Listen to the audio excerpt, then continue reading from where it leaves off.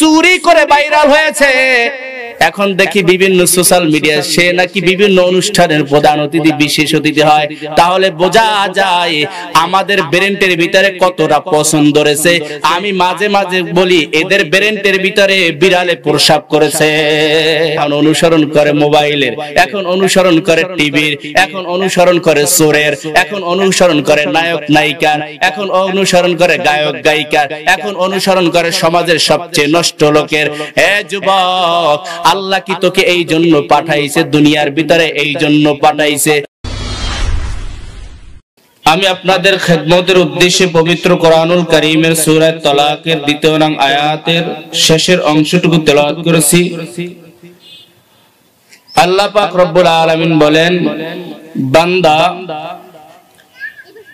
তোমরা যদি আমি আল্লাহকে ভয় করো আর দুনিয়ার ভিতরে কঠিন থেকে কঠিন মুসিবতের ভিতরেও পড়ে যাও, আমি আল্লাহ পাক রব্বুল আলামিন সেই মুসিবত থেকে তোমাদেরকে উদ্ধার করব। এখন আমাদের ভিতরে কতটুকু ভয় আছে এটারই বিষয়। আল্লাহকে রাজি এবং খুশি করার জন্য দুইটি কাজ করলেই যথেষ্ট। ছাত্র পরীক্ষা দেয় 100 নম্বরের পরীক্ষা, যদি পরীক্ষার প্রশ্ন দুইটা হয় তাহলে 50 নম্বরই এক একটা প্রশ্নের ভিতরেই পড়ে। আল্লাহকে রাজি এবং খুশি করার জন্য দুইটা কাজ যদি করা হয় আল্লাহ পাক রব্বুল আলামিন খুশি হয়ে যায়। আমাদের ভিতরে জন্মগতভাবেই আমরা 50 মার্ক পেয়ে গেছি। মহান রব্বুল আলামিন দয়া করে মায়া করে আমাদেরকে মুসলমানের ঘরে পাঠাইল। মুসলমানের ঘরে পাঠানোর কারণে আমরা 50 মার্ক পেয়ে গেলাম। আমরা জন্মগতভাবেই মুসলমান, আর জন্মগত মুসলমান হওয়ার কারণে 100 নম্বর পরীক্ষায় দুইটা প্রশ্নের ভিতরে একটা প্রশ্ন আমরা পাস করে গেলাম। এই জন্য জন্মগতভাবেই আমরা 50 মার্ক পেয়ে গেলাম। আল্লাহ আমাদেরকে দয়া করে মায়া করে মুসলমানের ঘরে পাঠাইছেন, আমাদেরকে হিন্দুর ঘরে পাঠায় নাই, খ্রিস্টানের ঘরে আল্লাহ পাঠায় নাই, কোন বৌদ্ধের ঘরে পাঠায় নাই, নাস্তিকের ঘরে পাঠায় নাই। মহান রব্বুল আলামিন দয়া এবং মায়া করিয়া রব্বে কারীম আমাদেরকে মুসলমানের ঘরে পাঠাইল। দ্বিতীয় নাম্বার প্রশ্ন আল্লাহকে রাজি খুশি করার জন্য দ্বিতীয় নাম্বার কাজ। এ বান্দা, আল্লাহকে যদি ভয় করতে পারো তাহলে দ্বিতীয় নাম্বার প্রশ্নের 50 মার্ক পাইয়া যাইবা। আল্লাহর ভয় তো এখন কমে গেল। আল্লাহর ভয় না থাকার কারণে বান্দা এখন উল্টা পাল্টা কাজ করে। এ বান্দা, দুনিয়ার ভিতরে ওস্তাদকে ভয় করার কারণে ছাত্র ওস্তাদের সামনে বেয়াদবি করে না, সন্তান মাকে ভয় করার কারণে মায়ের সামনে বেয়াদবি করে না, ছেলে বাবাকে ভয় করার কারণে বাবার সামনে সন্তান বেয়াদবি করে না, ওস্তাদের সাথে ছাত্র বেয়াদবি করে না। কারণ আমি যদি বেয়াদবি করি ওস্তাদ আমাকে মারবে। সন্তান বাবার সামনে বেয়াদবি করে না, কারণ যদি আমি বেয়াদবি করি তাহলে মা আমাকে মারবে, বাবা আমাকে মারবে। এ নবীর উম্মতের ভয় করো না। যদি যুবক ভয় করতে গভীর রাতের ভিতরে আল্লাহর নাফরমানি করতে পারতি না, আল্লাহর ভয় কমার কারণে বড়দের সাথে বেয়াদবি করো। আল্লাহর ভয় কমার কারণে যুবক সময় মতো নামাজ পড়ো না, রোজা রাখো না, মোবাইলের দিয়া তুই আল্লাহর নাফরমানি করতেছো, আল্লাহর সাথে নাফরমানি করতেছো। এই প্রত্যেকটা সময়ের হিসাব কিন্তু কিয়ামতের ময়দানে রব্বে কারীমের সামনে দিতে হবে। এ যুবক ভাই, সময় আছে, রব্বে কারীমকে ভয় করো। ভয় করলে কি হবে জানো? আল্লাহকে যদি ভয় করো বিনিময়ে জান্নাত পাইবা। মা বাবাকে ভয় করার কারণে মা বাবার সামনে বেয়াদবি করো না। আমার দয়ার আল্লাহর প্রতি কি তোমার ভয় কমে গেল? যার কারণে তুমি নামাজ পড়ো না, রোজা রাখো না, গুনাহকে গুনাহ বলে জানো না, এমন গুনাহ করো যার কারণে জমিনটা পর্যন্ত তোর জন্য বরদোয়া করতে বাধ্য হয়ে যায়। এ যুবক ভাই, এই মোবাইল আল্লাহর নাফরমানি শিখাইছে। গভীর রাত্রে তাহাজ্জুদ পড়ার কথা ছিল, কিন্তু মোবাইল দিয়া তুই আকাম কুকাম করতেছো। এই মোবাইল তুই মা বাবার সাথে বেয়াদবি শেখাইলো, এই মোবাইল আল্লাহর নাফরমানি শিখাইলো, এই মোবাইল দিয়া তুই এত এত জঘন্যতম কাজ করতেছো, যার কারণে তোর চোখ নাপাক হয়ে গেল, তোর মুখ নাপাক হয়ে গেল, কান নাপাক হয়ে গেল। ইবাদতের ভিতরে মজা পাও না, কারণ তুই 24টা ঘন্টাই তুই এই মোবাইল দিয়া তুই গুনার ভিতরে লিপ্ত আছো। আল্লাহকে যদি ভয় করতি, মোবাইল দিয়া তুই গান শুনতে পারতি না। আল্লাহকে যদি তুই ভয় করতি, এই মোবাইল দিয়া তুই মিথ্যা কথা বলতে পারতি না। হে যুবক ভাই, সময় আছে, সময় আছে রে ভাই, এই গুনার কাজ ছাড়ো, আল্লাহকে ভয় করো। সমাজের ভিতরে মোবাইলটা একটা ক্যান্সারের চেয়ে মারাত্মক রোগে আক্রান্ত হয়ে গেছে। এই মোবাইল যুবক যুবতীর চরিত্র নষ্ট করেছে, এই মোবাইল যুবকের চরিত্র নষ্ট করেছে, বিভিন্ন গুনার কাজের ভিতরে লিপ্ত করেছে। হাজী সাহেব সকাল বেলা কান্না চোখে মসজিদের ইমাম সাহেবকে গিয়া বলে, হুজুর একটু দোয়া করেন। বলে কেন কেন? বলে দুঃখের কথা কি বলবো, সমাজে সবাই আমাকে হাজী সাহেব বলে ডাকে। কি হয়েছে বলেন হাজী সাহেব? বলে মোবাইল নামের গজবটা যখন ঘরের ভিতরে ঢুকছে, সেদিন থেকেই ঘরের ভিতরে অশান্তি শুরু হয়ে গেল। কান্না করেন কেন? বলে আজকের রাত্রে 4 সন্তানের মা সন্তান ঘরের ভিতরে রাখিয়া হিজরত করেছে। হুজুর বলতেছে কেন হিজরত করেছে? বলে আমি শখ কইরা আমার বউকে মোবাইল কিনে দিয়েছিলাম, আমার সাথে তেমন ভালো আচরণ করে না, রাতের বেলায় পর পুরুষের সাথে এসএমএস করে, মেসেজ করে করে পাতার সাথে পরকীয়া সম্পর্ক হইল। এই পরকীয়া সম্পর্ক হওয়ার পর আমাকে সারিয়া আজকের গভীর রাত্রে সে পালায়া গেছে। এ যুবক ভাই, যদি আল্লাহর ভয় থাকতো তাহলে গভীর রাত্রে স্ত্রীকে বাসায় রাখিয়া পর নারীর সাথে তুই পার্কে গিয়ে আড্ডা দিতে পারতি না। আল্লাহর ভয় না থাকার কারণে তুই গুনাহকে গুনাহই মনে করো না। আজকের তো এখন সমাজের ভিতরে আরো একটা মহামারী হিসাবে ধারণ হয়েছে, সেটা হলো খেলা। যদি খেলার কথা বলি রে মুসলমান, তোর কলিজার ভিতরে আঘাত লাগে। যদি তোর কলিজার ভিতরে আঘাত লাগে মুসলমান, মনে করবা তুমি ইহুদির পা চাটা গোলাম হয়ে গেলা। এ মুসলমান, এ যুবক ভাই, এই খেলা তোকে নামাজ থেকে দূরে রাখলো, এই খেলা তোকে নামাজ থেকে দূরে রাখলো, আল্লাহর জিকির থেকে দূরে রাখলো, কোরআন তেলাওয়াত থেকে দূরে রাখলো। এই খেলা তোকে এমন ভাবে বানাইছে, এখন তুই অটোমেটিক ইহুদি আর খ্রিস্টানের দালালি করতেছ। গত বছর কোপা আমেরিকা খেলা গেছে, সেই কোথায় খেলা গেছে, আর বাংলাদেশের কসবার ভিতরে 2 মুসলমানের দল মারামারি করতে করতে 12 জন মারা গেছে। এই আপনারা দেখবেন এই খেলা নিয়ে মারামারি।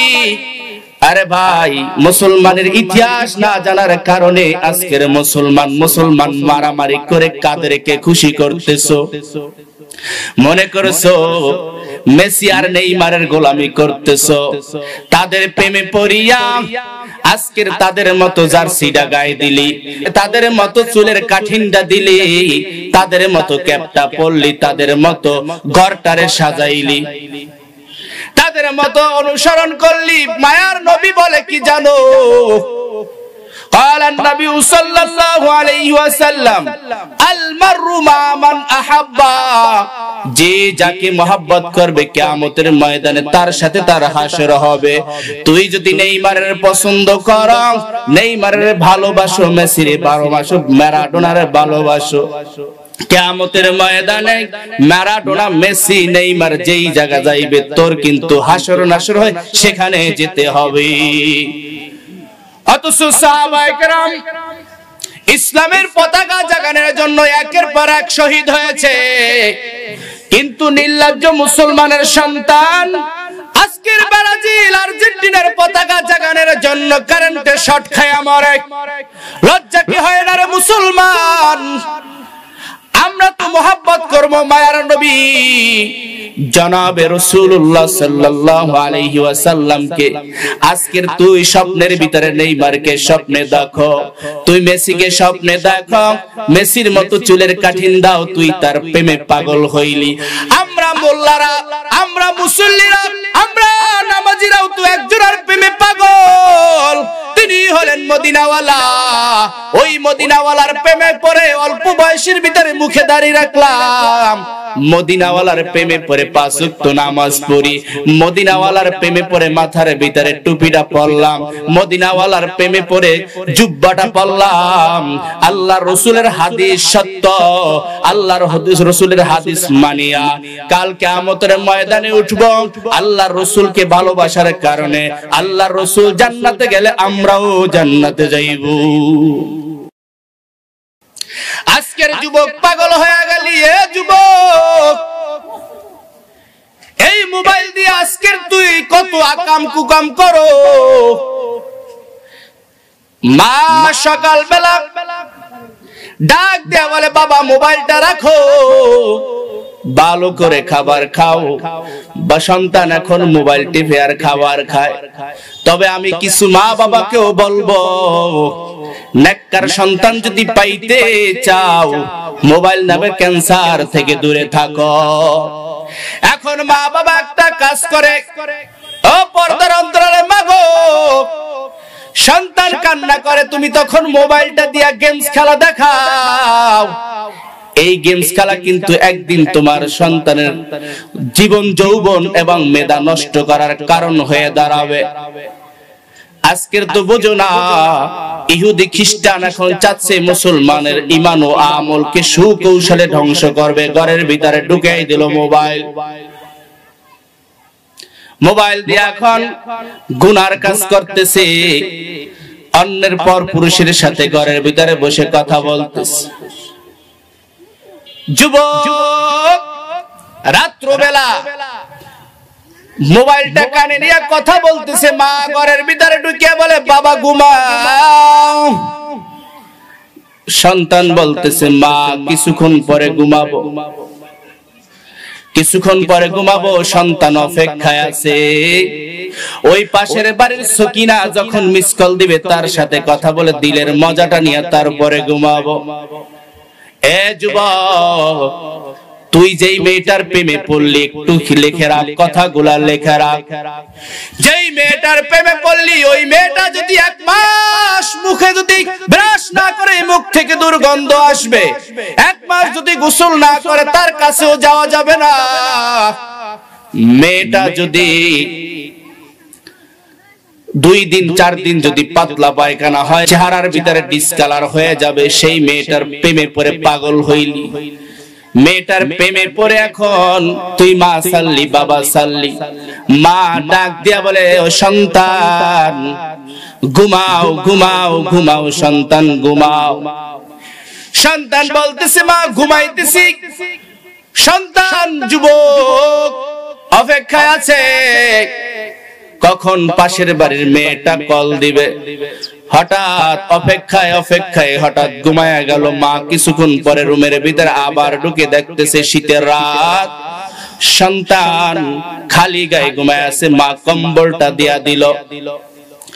ফজরের নামাজ শেষ, হঠাৎ কে জানি ঘরের দরজায় ডাক দিয়া বলে, এ লেবু। যুবক কানের ভিতরে আওয়াজ শুনতেছে, কে জানি তাকে আই লাভ ইউ বলে ডাকে। সন্তান ডাক দেয়, এ লেবু। সন্তানের কানে আওয়াজ যায়, কে জানি আমাকে আই লাভ ইউ বলে। যদি আই লাভ ইউ টু এর জবাব না দেই, তাহলে আমার এখানেই প্রেম বেকআপ হয়ে যাবে। যুবক দৌড় দিয়ে দেওয়ালের সাথে বাড়ি খাইলো। দেওয়ালের সাথে বাড়ি খাওয়ার পর মাথা ফুলে গেল। যুবক এবার নিচে নামিয়া দেখতেছে কোনো লম্বা চুলওয়ালা নাই। একজন মুরাব্বি মানুষ মাথার ভিতরে জুরি নিয়া ডাক দেয়, এ লেবু। এবার যুবকের হুঁশ আসলো, হায় রে কপাল মন্দ, চোখ থাকিত অন্ধ। আমি মনে করেছিলাম লম্বা চুলওয়ালা আমাকে আই লাভ ইউ বলে আমার দরজায় ডাক দিছে। না না, এ তো বুড়া লেবু বিক্রি করতেছি। এ যুবক ভাই, এই মোবাইল তোকে নেশা ধরাইলো, এই মোবাইল তোকে গাঞ্জা ধরাইলো, এই মোবাইল তোকে তাস খেলা শিখাইলো, এই মোবাইল তোকে সমস্ত খারাপ কাজ শিখাইলো। আল্লাহর পয়গম্বর হাদিসের ভিতরে বলে, জানো যারা মদ খাও, যারা গাঞ্জা খাও, আল্লাহর ভয় যাদের ভিতরে নাই, এই মোবাইল তোদেরকে এই নেশাগুলা ধরাইছে। আপনারা মনে হয় জানেন না, এই শিবচরের মানুষ, শিবচরের যুবক মোবাইল দিয়া ভারতের যুবকের সাথে তাস খেলে। এই মোবাইল তোকে তাস শিখাইলো, এই মোবাইল তোকে নামাজ পড়া থেকে বিরত রাখলো, এই মোবাইল তোকে বেয়াদবি শিখাইলো, বড়দের সাথে বেয়াদবি করো, সব অবদান তোকে মোবাইল দিল। মনে করতেছো মোবাইল তোর জন্য ভালো। না না, এই মোবাইল তোর জন্য ক্যান্সার, ক্যান্সার, ক্যান্সার। যদি আল্লাহকে ভয় করো যুবক, মোবাইলটা অসৎ কাজে না চালিয়ে সৎ কাজের ভিতরে চালাও। এখন তো না না, যখন এসে গেছে তিরমিজি শরীফের 1862 নং হাদিস, ভালো করে শুনবেন। 1862 নং হাদিস তিরমিজি শরীফের। এই নেশাখোর যারা আছো ভালো করে শুনো, যারা গাঁজা বিক্রি করো, বাবা বিক্রি করো, ইয়াবা বিক্রি করো, ফেন্সিডি বিক্রি করো, হাদিসটা মনোযোগ সহকারে শোনো। আর যারা মদ খাও, গাঞ্জা খাও, ইয়াবা খাও, ডেন্ডি খাও, ফেন্সিডি খাও, তারাও মনোযোগ সহকারে শোনো। দয়ার নবী মায়ার নবী কি বলে জানো? দয়ার নবী মায়ার নবী বলতেছে, যারা মদ পান করে, গাঞ্জা সেবন করে, ইয়াবা সেবন করে, ফেন্সিডিন পান করে, তারা যদি পান করার পর তাদের ওই মুখ থেকে দুর্গন্ধটা আসে, কিন্তু তাদের এই মদ পান করার পর 40 দিন তাদের কোনো ইবাদত কবুল হবে না একবার। তবে তওবা করলে আল্লাহ তওবা গ্রহণ করবে। আবার তওবা ভঙ্গ করে দ্বিতীয়বার যদি আবার মদ খাও, গাঞ্জা সেবন করো, নেশাযুক্ত খাবার যদি এই পবিত্র মুখ দিয়া খাও, তোর 40 দিন ইবাদত কবুল হবে না। তবে যদি তওবা করো আল্লাহ তওবা কবুল করে। যদি তওবা ভঙ্গ করিয়া আবার যদি গাঞ্জা সেবন করো, মদ পান করো, নাপাক জিনিস মুখ থেকে ঢুকাও, 40 দিন তোর ইবাদত কবুল হবে না। তবে মায়ার নবী বলে, তৃতীয়বার যদি তওবা করে আল্লাহ তওবা কবুল করবে। চতুর্থবার যদি তওবা ভঙ্গ করে যদি এবার আবার মদ পান করে, গাঞ্জা যদি খায়, এবার আল্লাহর রাসূল বলে তার তওবা আমার আল্লাহ কবুল করবে না। নাউজুবিল্লাহ। এ যুবক, এখন মনে হয় এই দেশের ভিতরে নেশাগ্রস্ত মানুষ নাই, মনে হয় এই দেশের ভিতরে কেউ মদ পান করে না, গাঁজা সেবন করে না। হাদিসটা ভালো করে শুনে রাখো, চতুর্থবার যদি তওবা ভঙ্গ করো, আমার মায়ার নবী রাহমাতুল লিল আলামিন বলে তার তওবা আল্লাহ কবুল করবে না। মোবাইল শিখায় নাই, শিখায় নাই, মোবাইল দিয়া বলে বন্ধু এক বোতল মদ নিয়ে আইও। এই মোবাইল তোকে নেশা শিখাইলো, এ ভাই আল্লাহকে ভয় করো, আল্লাহকে ভয় করো, এই মোবাইল নামক ক্যান্সার থেকে ফেরো। কারণ আমাদের ভিতরে এখন তাকওয়ার অভাব, আল্লাহর ভয় নাই। আল্লাহর ভয় না থাকার কারণে এখন গুনাহকে গুনাহ মনে করে না। আগের কালের মানুষ নেক কাজের জন্য প্রতিযোগিতা করত, এখন গুনার কাজের জন্য প্রতিযোগিতা করে। কে কয় বোতল মদ খাইতে পারে, কে কয় প্যাকেট বিড়ি টানতে পারে, সিগারেট বিক্রি করতে পারে। এখন মানুষ ওলামায়ে কেরাম থেকে দূরে থাকার কারণে গুনাহকে গুনাহই মনে করে না। আবার তো কিছু মানুষ আছে গানটাকে নিজের জীবন মনে করে। গান গাওয়া কি হারাম না হালাল? গান শোনা হালাল না হারাম? গানের আয়োজন করা কি হালাল না হারাম? যারা গানের আয়োজন করো, ওখানে টাকা দিলে ওই কাজটার যতটুকু গুনাহ হবে তার সমপরিমাণ গুনাহ তোমার ভাগীদার হইতে হবে। গানের মঞ্চের ভিতরে চাল দাও, গানের মঞ্চের ভিতরে টাকা দাও, গানের মঞ্চে প্রধান অতিথি হও, বিশেষ অতিথি হও। কিয়ামতের ময়দানে প্রত্যেকটা কাজের জন্য রব্বে কারীমের দরবারে হিসাব দিয়া তারপরে মাওলানা জান্নাতে যেতে হবে। তাকওয়া না থাকার কারণে মাজারে যায়। মুসলমানের সন্তান, মাজারে যাওয়া হারাম, মাজারে যাওয়া হারাম। ওই মাজারের কাছে যাওয়া আর দুর্গার কাছে যাওয়া সমান। কোন মুসলমানের সন্তান মাজারে যেতে পারে না, মাজারে যেতে পারে না। আবার তো কেউ গান গায়, আঙ্গ বাবার দরবারেতে কত মানুষ আসে, অন্য পীরের দরবারে এত মানুষ নাই হয়, আঙ্গ পীরের দরবারে যত গরুগুলা হয়। গায় না মনে হয়? আমিও বলি ছোট্ট কইরা, গরুর কাছে গরু যায়, মানুষের কাছে মানুষ যায়। তোর বাপে একটা গরু, গরুতে চিন্না তোর বাপের কাছে গেছে আর একটা গরু। বোঝেন না এই কথা? তাহলে কি মাজারে যাওয়া যাবে? মুসলমান তো মাজারের বিরোধিতা করবে, এটা মুসলমানের ঈমানের দাবি। মুসলমান তো গানের বিরোধিতা করবে, এটা মুসলমানের দাবি। মুসলমান তো যেখানে অন্যায় হবে সেখানে প্রতিবাদ করবে, এটা মুসলমানের দাবি। আমি মাজারের বিরোধিতা করব, এতে যদি আমার জীবন চলে যায়, একবার না দুইবার না হাজারবার যদি আমার জীবন চলে যায়, আমি মাজারকে খারাপ খারাপই জানবো, আমি গানকে খারাপ খারাপই জানবো, আমি দুর্গাকে খারাপ খারাপই জানবো। এটা কখনো মুসলমান ঈমান অবস্থায় কখনো সাফর দিতে পারে না। পারে কি? মুখ খুলে বলেন পারে কি? তবে আপনারা কেন দেন? কেন দেন? জুতা পিটা দিতে পারেন না? জুতা পিটা এই মুসলমানের ঘরে আপনারা যদি মুসলমান দাবি করেন আর আপনার কাছে যদি কোনো গান বানানোওয়ালা গানের মঞ্চ তৈরি করেছে, এরা যদি বলে টাকা দাও, উল্টা জুতা বাড়ি দিবেন। আমার ঈমান আগে বাঁচাইতে হবে, তারপরে তো ওদের ডাক। আপনারা গানের টাকা দিয়ে সহযোগিতা করেন আর মজা মারেন। মজা মজা মজা লাগে, মাইয়ে গো ড্যান্স দেখতে মজা লাগে। আল্লাহ কইব মজা লাগে, দিমু জনমের দেওয়া। আল্লাহ কইব দিমু জনমের দেওয়া। বুঝেন না? হ্যাঁ, খুব মজা লাগে গান শুনতে না? ভারতের এক আল্লাহর বান্দা খাদেমকে নিয়ে রওয়ানা। শীতের রাত্র খাদেমকে বলো, খাদেম একটু অজুর পানির ব্যবস্থা করো। মুসলমান সর্বদা মানুষদেরকে দিনের পথে ডাকছে, আর আমরা এখন গুনার পথে ডাকি, গানের পথে ডাকি, মাজারের ভিতরে ডাকি। এ ভাই, মাজারে গিয়ে একবার সিজদা দিবা, তোমার দামি ঈমানটা কিন্তু চলে যাবে। আল্লাহর পয়গম্বর বলেন, ক্বালান নবী সাল্লাল্লাহু আলাইহি ওয়াসাল্লাম, লা তাত্তাখিযুল কুবুর মাসাজিদ, কবরকে সিজদার জায়গা বানায়ো না, কবরের উপরে সিজদা দিও না। এখন তো এমন অবস্থা, যদি বলে বাবার দরবারে জুতা খুলে যাওয়া লাগে, বাবার নামটা মুখে নিলে পাপ হবে। এই আহাম্মক, তোর বাবা বড় নাকি আমার নবী বড়? তোর বাবার নাম যদি নিলে গুনাহ হয়, আমার নবীর নাম দিলে তো তুই কাফের হবি, আল্লাহর নাম দিলে তুই তিরিফুল কাফের হবি। আয় মুহাম্মাদের নামের উপর কোন নাম আছে? আমরা সাথে সাথে নেই, কাফের হই না। তোর বাপের নামটা লইলে গুনাহ হইব, পাড়ার ঘরের পাড়া।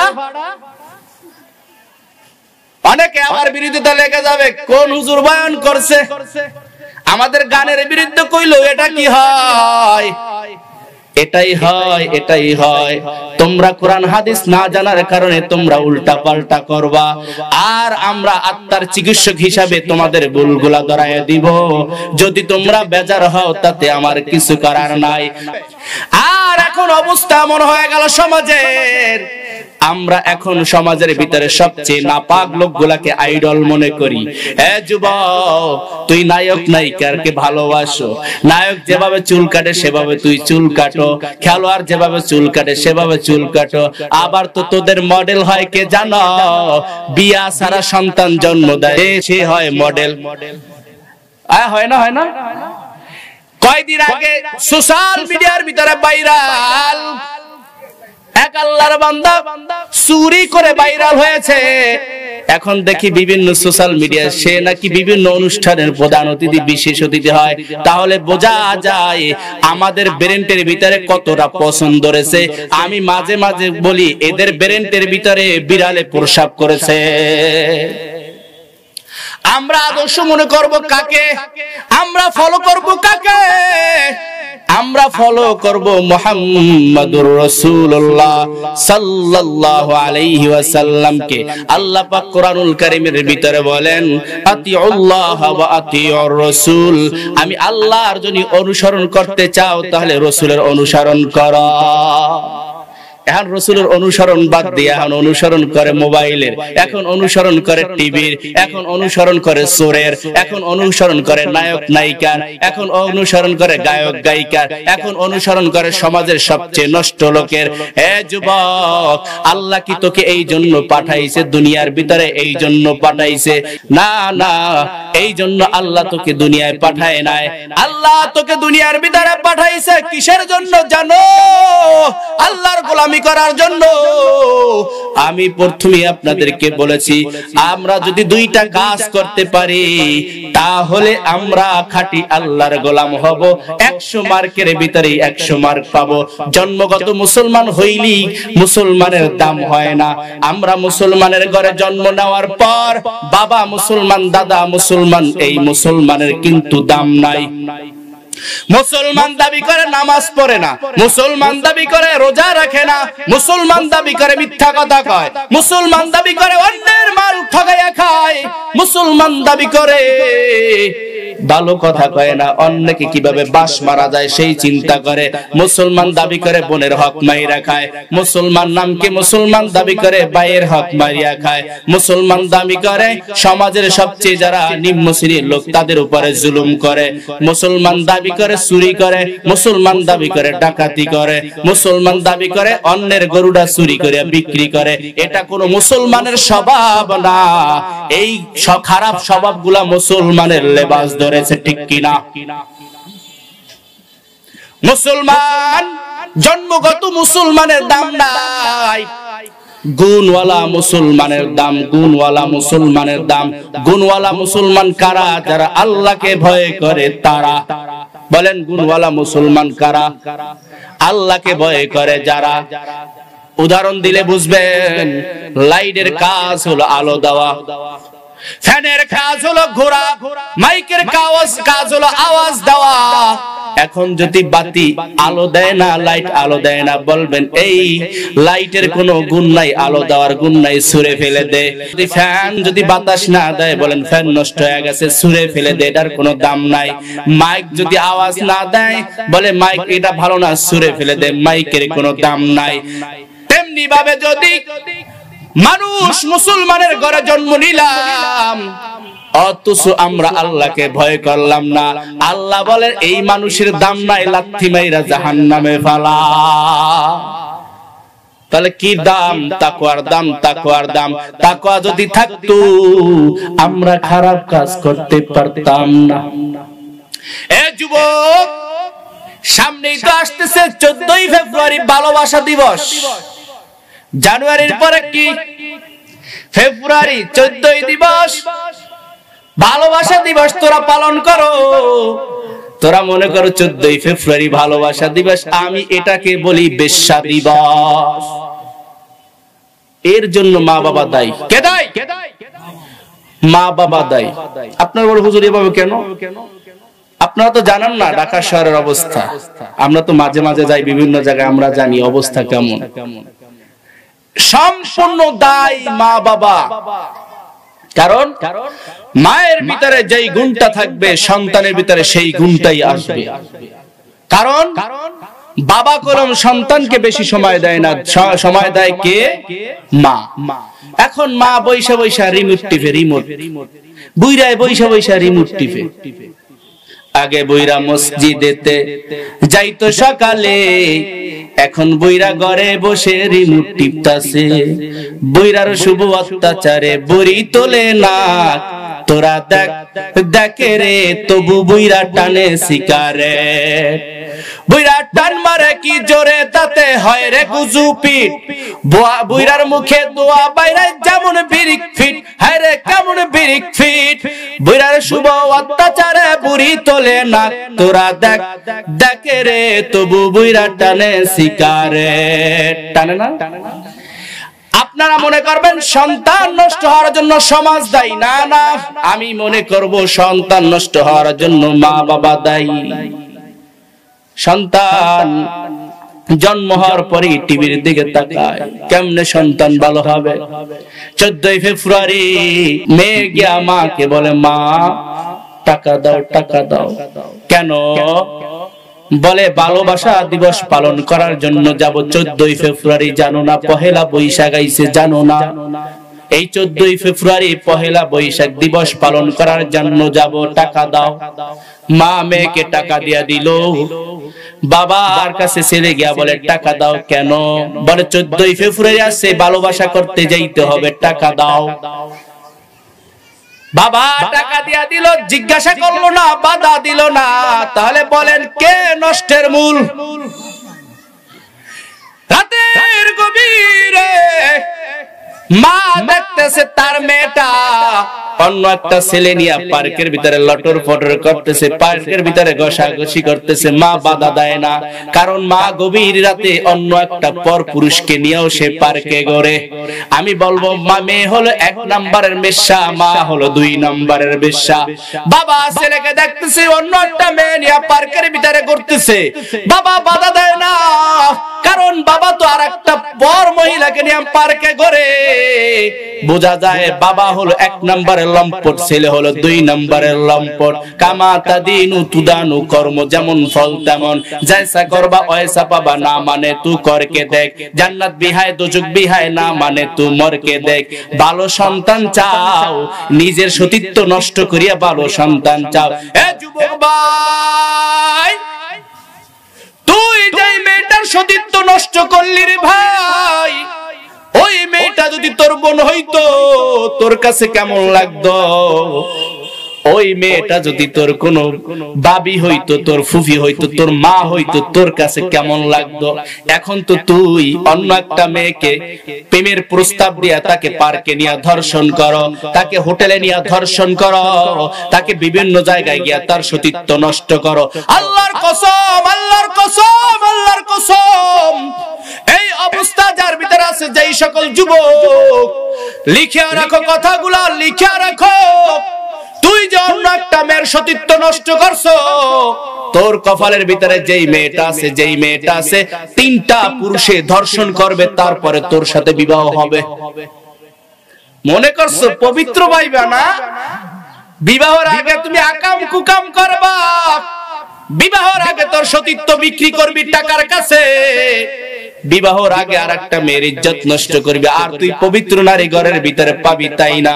কোশ্চিন কালো না, কোশ্চিন কালো না, তুই আকাম কুকাম করবি, কামা তাদিনু তুদানু, তুই একটা মেয়ের সতীত্ব নষ্ট করবি, তোর কপালে যেটা আইবো ওইটা 3টায় নষ্ট করবে। এবার লিখে রাখ, তুই যতবার কর, মনে করবি তোর ঘরে যেটা আইতেছে এমন অবস্থা করবে তোকে সোজা বানায়া ছাড়বে। এখন বলে হুজুর দোয়া করার, বউ কথা শোনে না। এবার তোর পরীক্ষা নেওয়া উচিত যুবক, তুই যৌবন বয়সে কয়টা মেয়ের জীবন নষ্ট করছো, কয়টা মেয়ের চোখের পানি ফালাইছো। মেয়ে তো বলতে পারে না, মেয়ে তো বলে আল্লাহ ও আমাকে বিবাহের প্রলোভন দেখাইয়া আমার সতীত্ব নষ্ট করছে, আমি সমাজের ভয়ে কিছু বলতে পারি না, মালিক রে তুমি তার বিচার করো। আল্লাহ বলেন ওরে এমন শায়েস্তা করব, ওকে এমন শায়েস্তা করব। এবার কপালের ভিতরে দজ্জাল বউ ভরে, দজ্জাল দোষ কার? দোষ তোর নিজের, নিজের নিজের নিজের কপালের দোষ। এই খারাপ কাজ থেকে বাঁচতে পারবি একমাত্র যদি রব্বে কারীমকে ভয় করো। এ যুবক, তোর ভিতরেও যৌবন আছে, আমার ভিতরেও যৌবন আছে। আমি যৌবন বয়সে দাড়ি রাখলাম, আমাকে কি খারাপ লাগে? আমি যৌবন বয়সে নামাজ পড়ি, আমি যৌবন বয়সে মাথার ভিতরে টুপি দিলাম। এ যুবক ভাই, আমি আব্দুল সালাম আরিফির বয়স বেশি না, বেশি না, বেশি না, রানিং 27 চলের যুবক। এই রানিং 27 চলতেছে, এখানে অনেক মানুষ আছে যাদের বয়স 30-এর উপরে।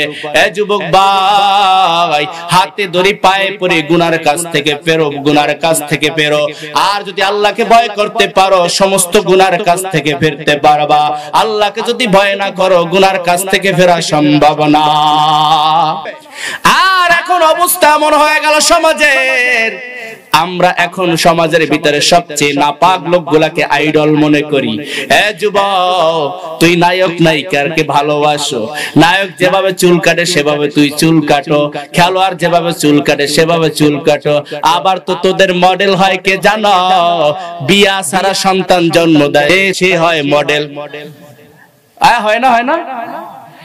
কয়দিন আগে সোশ্যাল মিডিয়ার ভিতরে ভাইরাল এক আল্লাহর বান্দা চুরি করে ভাইরাল হয়েছে। এখন দেখি বিভিন্ন সোশ্যাল মিডিয়ায় সে নাকি বিভিন্ন অনুষ্ঠানের প্রধান অতিথি, বিশেষ অতিথি হয়। তাহলে বোঝা যায় আমাদের ব্রেনের ভিতরে কতটা পছন্দ রয়েছে। আমি মাঝে মাঝে বলি এদের ব্রেনের ভিতরে বিড়ালে প্রসাব করেছে। আমরা আদর্শ মনে করব কাকে? আমরা ফলো করব কাকে? আমরা ফলো করব মুহাম্মাদুর রাসূলুল্লাহ সাল্লাল্লাহু আলাইহি ওয়াসাল্লামকে। আল্লাহ পাক কোরআনুল কারীমের ভিতরে বলেন আতিউল্লাহ ওয়া আতিউর রাসূল। আমি আল্লাহর যদি অনুসরণ করতে চাও তাহলে রাসূলের অনুসরণ করো। এখন রাসূলের অনুসরণ বাদ দিয়ে এখন অনুসরণ করে মোবাইলের, এখন অনুসরণ করে টিভির, এখন অনুসরণ করে চোরের, এখন অনুসরণ করে নায়ক নায়িকার, এখন অনুসরণ করে গায়ক গায়িকার, এখন অনুসরণ করে সমাজের সবচেয়ে নষ্ট লোকের। হে যুবক, আল্লাহ কি তোকে এই জন্য পাঠাইছে দুনিয়ার ভিতরে? এই জন্য পাঠাইছে না, না, এই জন্য আল্লাহ তোকে দুনিয়ায় পাঠায় নাই। আল্লাহ তোকে দুনিয়ার ভিতরে পাঠাইছে কিসের জন্য জানো? আল্লাহর গোলামি করার জন্য। আমি প্রথমে আপনাদেরকে বলেছি আমরা যদি দুইটা কাজ করতে পারি তাহলে আমরা খাঁটি আল্লাহর গোলাম হব। 100 মার্কের ভিতরে 100 মার্ক পাবো। জন্মগত মুসলমান হইলি মুসলমানের দাম হয় না। আমরা মুসলমানের ঘরে জন্ম নেওয়ার পর বাবা মুসলমান, দাদা মুসলমান, এই মুসলমানের কিন্তু দাম নাই। মুসলমান দাবি করে নামাজ পড়ে না, মুসলমান দাবি করে রোজা রাখে না, মুসলমান দাবি করে মিথ্যা কথা কয়, মুসলমান দাবি করে অন্যের মাল ঠগাইয়া খায়, মুসলমান দাবি করে ভালো কথা কয় না, অন্যকে কিভাবে বাস মারা যায় সেই চিন্তা করে। মুসলমান দাবি করে বোনের হক মাইরা খায়, মুসলমান নামকে মুসলমান দাবি করে ভাইয়ের হক মারিয়া খায়, মুসলমান দাবি করে সমাজের সবচেয়ে যারা নিম্ন শ্রেণীর লোক তাদের উপরে জুলুম করে, মুসলমান দাবি করে চুরি করে, মুসলমান দাবি করে ডাকাতি করে, মুসলমান দাবি করে অন্যের গরুটা চুরি করে বিক্রি করে। এটা কোনো মুসলমানের স্বভাব না। এই খারাপ স্বভাবগুলা মুসলমানের লেবাস ধরেছে, ঠিক কিনা? মুসলমান জন্মগত মুসলমানের দাম নাই, গুণওয়ালা মুসলমানের দাম, গুণওয়ালা মুসলমানের দাম। গুণওয়ালা মুসলমান কারা? যারা আল্লাহকে ভয় করে তারা। বলেন গুণওয়ালা মুসলমান কারা? আল্লাহকে ভয় করে যারা। উদাহরণ দিলে বুঝবেন। লাইটের কাজ হলো আলো দেওয়া, ফ্যানের কাজ হলো ঘোরা, মাইকের কাজ হলো আওয়াজ দেওয়া। এখন যদি বাতি আলো দেয় না, লাইট আলো দেয় না, বলবেন এই লাইটের কোনো গুণ নাই, আলো দেওয়ার গুণ নাই, ছুঁড়ে ফেলে দে। যদি ফ্যান যদি বাতাস না দেয়, বলেন ফ্যান নষ্ট হয়ে গেছে, ছুঁড়ে ফেলে দে, এটার কোনো দাম নাই। মাইক যদি আওয়াজ না দেয়, বলে মাইক এটা ভালো না, ছুঁড়ে ফেলে দে, মাইকের কোনো দাম নাই। তেমনি ভাবে যদি মানুষ মুসলমানের ঘরে জন্ম নিলাম, অথচ আমরা আল্লাহকে ভয় করলাম না, আল্লাহ বলেন এই মানুষের দাম নাই, লাথি মাইরা জাহান্নামে ফালা। তাহলে কি দাম? তাকওয়ার দাম, তাকওয়ার দাম। তাকওয়া যদি থাকতো আমরা খারাপ কাজ করতে পারতাম না। এ যুবক, সামনেই তো আসতেছে 14ই ফেব্রুয়ারি ভালোবাসা দিবস। জানুয়ারির পরে কি? ফেব্রুয়ারি 14ই দিবস, ভালোবাসা দিবস তোরা পালন করো। তোরা মনে করো 14ই ফেব্রুয়ারি ভালোবাসা দিবস, আমি এটাকে বলি বেশ্যা দিবস। এর জন্য মা বাবা দায়ী। কে দায়ী? মা বাবা দায়ী। আপনার বড় হুজুর এভাবে কেন? আপনারা তো জানেন না ঢাকা শহরের অবস্থা। আমরা তো মাঝে মাঝে যাই বিভিন্ন জায়গায়, আমরা জানি অবস্থা কেমন। সম্পূর্ণ দায়ী মা বাবা। কারণ মায়ের ভিতরে যেই গুণটা থাকবে, সন্তানের ভিতরে সেই গুণটাই আসবে।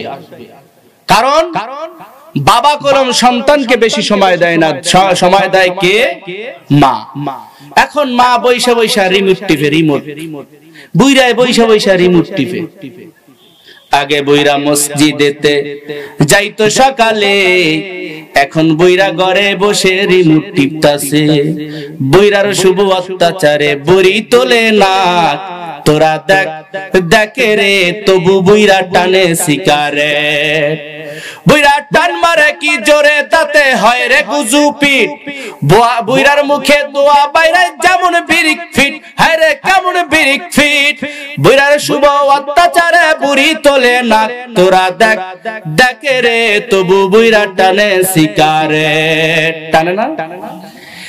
আপনারা মনে করবেন সন্তান নষ্ট হওয়ার জন্য সমাজ দায়ী। না না, আমি মনে করব সন্তান নষ্ট হওয়ার জন্য মা বাবা দায়ী। সন্তান জন্ম হওয়ার পরে টিভির দিকে তাকায়, কেমনে সন্তান ভালো হবে। 14ই ফেব্রুয়ারি মেয়ে গিয়া মাকে বলে, মা টাকা দাও, টাকা দাও। কেন?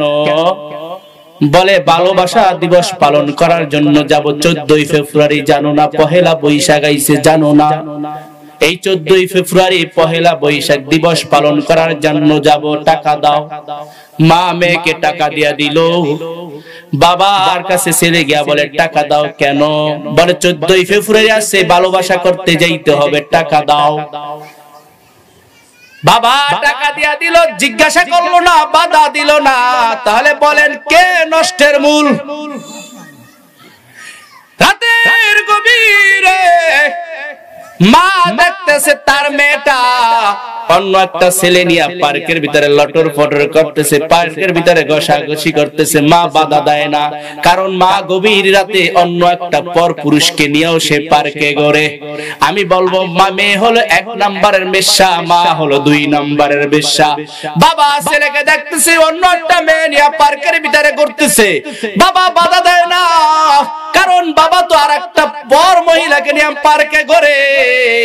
বোঝা যায় বাবা হলো 1 নম্বরের লম্পট, ছেলে হলো 2 নম্বরের লম্পট। কামা তাদিনু তুদানু, কর্ম যেমন ফল তেমন, জয়সা করবা ওয়সা পাবা, না মানে তু করকে দেখ। জান্নাত বিহায় দোজক বিহায়, না মানে তু মরকে দেখ। ভালো সন্তান চাও, নিজের সতীত্ব নষ্ট করিয়া ভালো সন্তান চাও। এ যুবক ভাই, তুই যেই মেয়েটার সতীত্ব নষ্ট করলি রে ভাই, ওই মেয়েটা যদি তোর বোন হইতো তোর কাছে কেমন লাগতো? ওই মেয়েটা যদি তোর কোনো বাবি হইতো, তোর ফুফি হইতো, তোর মা হইতো, তোর কাছে কেমন লাগতো? এখন তো তুই অন্য একটা মেয়েকে প্রেমের প্রস্তাব দিয়া তাকে পার্কে নিয়ে ধর্ষণ করো, তাকে হোটেলে নিয়ে ধর্ষণ করো, তাকে বিভিন্ন জায়গায় গিয়া তার সতীত্ব নষ্ট করো। আল্লাহর কসম, আল্লাহর কসম, আল্লাহর কসম, এই অবস্থা যার ভিতরে আছে, যেই সকল যুবক লিখে রাখো, কথাগুলা লিখে রাখো। তুই যে অন্য একটা মেয়ের সতীত্ব নষ্ট করছো, তোর কপালের ভিতরে যেই মেয়েটা আছে তিনটা পুরুষে ধর্ষণ করবে, তারপরে তোর সাথে বিবাহ হবে। মনে করছো পবিত্র ভাইবা না? বিবাহের আগে তুমি আকাম কুকাম করবা, বিবাহের আগে তোর সতীত্ব বিক্রি করবি টাকার কাছে, বিবাহের আগে আরেকটা মেয়ের ইজ্জত নষ্ট করবি, আর তুই পবিত্র নারী ঘরের ভিতরে পাবি তাই না?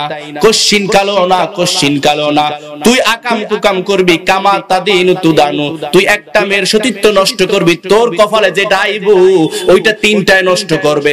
এবার লিখে রাখ, তুই যতবার কর মনে করবি তোর ঘরে যেটা আইতেছে এমন অবস্থা করবে তোকে সোজা বানায়া ছাড়বে। এখন বলে হুজুর দোয়া করার, বউ কথা শোনে না। এবার তোর পরীক্ষা নেওয়া উচিত যুবক, তুই যৌবন বয়সে কয়টা মেয়ের জীবন নষ্ট করছো, কয়টা মেয়ের চোখের পানি ফালাইছো। মেয়ে তো বলতে পারে না, মেয়ে তো বলে আল্লাহ ও আমাকে বিবাহের প্রলোভন দেখাইয়া আমার সতীত্ব নষ্ট করছে, আমি সমাজের ভয়ে কিছু বলতে পারি না, মালিক রে তুমি তার বিচার করো। আল্লাহ বলেন ওরে এমন শায়েস্তা করব, ওকে এমন শায়েস্তা করব। এবার কপালের ভিতরে দজ্জাল বউ ভরে, দজ্জাল দোষ কার? দোষ তোর নিজের কপালের দোষ। এই খারাপ কাজ থেকে বাঁচতে পারবি একমাত্র যদি রব্বে কারীমকে ভয় করো। এ যুবক, তোর ভিতরেও যৌবন আছে, আমার ভিতরেও যৌবন আছে। আমি যৌবন বয়সে দাঁড়িয়ে রাখলাম, আমাকে কি খারাপ লাগে? আমি যৌবন বয়সে নামাজ পড়ি, আমি যৌবন বয়সে মাথার ভিতরে টুপি দিলাম। এ যুবক ভাই, আমি আব্দুল সালাম আরিফির বয়স বেশি না, রানিং 27 চলের যুবক। এই রানিং 27 চলতেছে, এখানে অনেক মানুষ আছে যাদের বয়স 30-এর উপরে। এ যুবক ভাই, হাতে ধরে পায়ে পড়ে গুনার কাছ থেকে ফেরো, আর যদি আল্লাহকে ভয় করতে পারো সমস্ত গুনার কাছ থেকে ফিরতে পারবা। আল্লাহকে যদি ভয় না করো গুনার কাছ থেকে ফেরা সম্ভব না। এ যুবক, যদি কষ্ট পেয়ে থাকো কথাগুলা বলছি তোমার ঈমানকে বাঁচানোর জন্য, তোমার আমলকে বাঁচানোর জন্য। এ ভাই, এই যে কথাগুলা বললাম, মোবাইল ক্যান্সার, আল্লাহকে যদি ভয় করো সমস্ত গুনার কাছ থেকে ফিরবা। ওয়া আখিরু দাওয়ানা আনিল হামদুলিল্লাহি রাব্বিল আলামিন।